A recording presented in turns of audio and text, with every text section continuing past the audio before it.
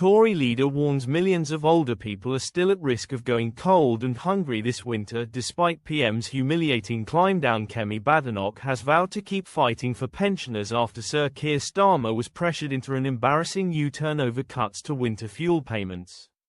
The Conservative leader warned that millions of older people are still at risk of going cold and hungry this winter despite his partial. Mrs. Badenoch said, "This fight isn't over," as she praised the Daily Express campaign to reverse Labour's decision to strip almost 10 million pensioners of the payments. Her rallying cry came after the Prime Minister signalled a partial about turn over the government's controversial decision in a desperate attempt to revive his party's fortunes.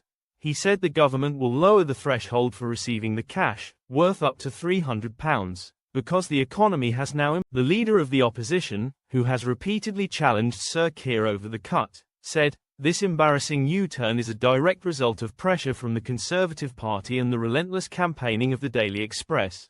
Since becoming leader, I've challenged Keir Starmer week after week over his cruel decision to cut winter fuel payments, and my party has fought for pensioners left out in the cold by Labour."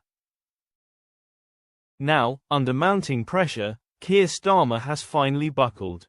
It's taken him 10 months to realise it's simply unacceptable to force vulnerable pensioners to suffer, just so that he can hand out things like inflation-busting pay rises to the trade unions. Officials were unable to say how many more pensioners would be eligible or if the policy would be altered in time for this winter.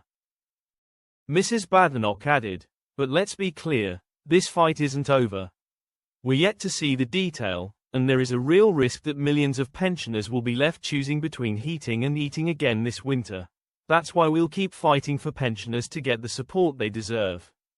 Keir Starmer and this Labour government have abandoned them at every turn, and I won't let them get away with it."